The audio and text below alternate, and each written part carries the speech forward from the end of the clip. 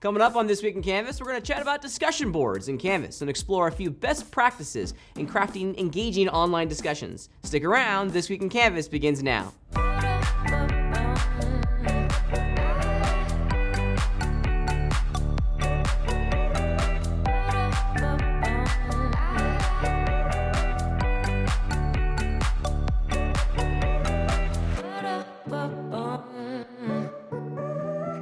Hello, everyone, and thank you for joining us. I'm Pat Cranley, the Distance Education Coordinator at Cosumnes River College. The very best online courses create a vibrant community of inspired learners who are actively engaged with their classmates. Canvas provides a number of different tools to help you create regular and effective contact between the instructor and the students in our courses. One such tool is the discussion board, and I'd like to help you build one. Let's jump over into Canvas and explore how to create, edit, and moderate our online discussion boards in our course. As educators, it should always be our goal to create active and engaging conversations in all of our classes. Now, over here in Canvas, we're pretty lucky to have a tool set that allows us to create some very compelling conversations in the discussions item down here in our course navigation area.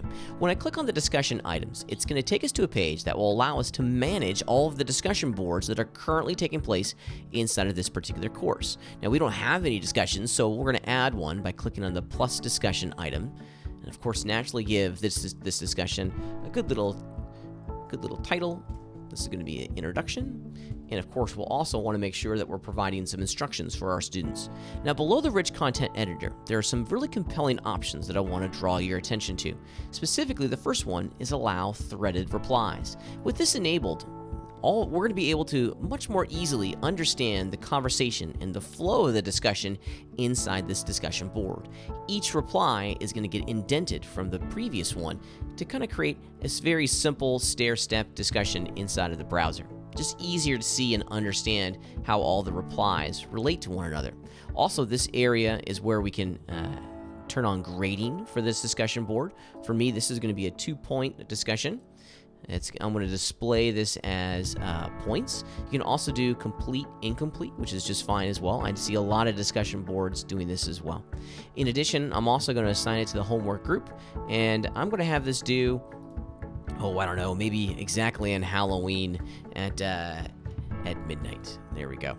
You also want to make sure you take advantage of this available from and until area. This allows our students to post inside of this time range. Without these dates in here, this conversation is going to go throughout the entirety of our course. Okay, let's hit save and publish and go back to the root area of this discussion board. Here we go. Now, we're inside of the introduction discussion board, so any replies that I see in this area, I know are on this specific discussion board. Now, when we're reading and consuming all of the content in this discussion board, I find this area to be very helpful because we can search by a specific student, or we can search by a specific word inside of our discussion board. I like this one. This is only going to show me the unread posts to this discussion board, so that's very, very helpful. So this is our management area down here. Now, when we're ready to reply, of course, we can hit the reply button and type away. And I'm just going to say the good old-fashioned hello world. Here we go. And then I'll post the reply. Now, it's saving the reply, and I wanted to draw focus to the idea that it timestamps everything so we can easily see who has replied and at what type. So that's pretty helpful. Now, one final thing about this specific discussion board before I take you to the global management area, and that's how we associate and attach a rubric to this discussion board.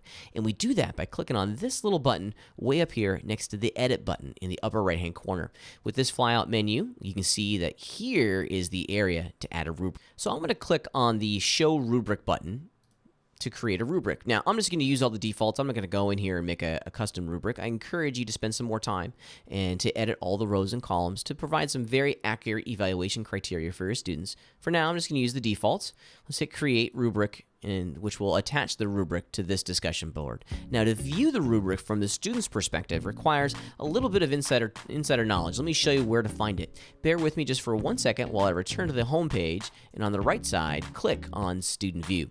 Now, for the students to understand where the rubrics are and how they're being evaluated, let's return to our discussion board.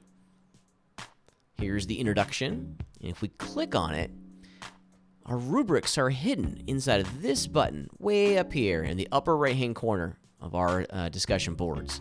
And there it is, their show rubric. That's a part that's easily missed and overlooked from the student's perspective. So as you're facilitating these discussion boards, draw focus to the rubric being hidden and buried inside of that little menu. Okay, let's leave student view because there's one final thing that I want to show you from the instructor side. Now, when I left student view, I was brought to the local introduction discussion post. I want to go back to the global discussion area for this course because there's some pretty neat features that I want to show you. If you look here, here's the introduction discussion post that we've been working with. It's going to show us the last reply to this discussion area, which is pretty neat. We also get this little global view of the number of unread replies in dark blue and the number of total replies in the light blue. The green checkbox will allow us to publish and unpublish, and this one right here will allow us to subscribe or unsubscribe to this topic, which could be very cool. Now, lastly, buried inside this edit menu, these three little dots stacked on top of each other, is a cool feature that I want to draw your attention to, and that's pin.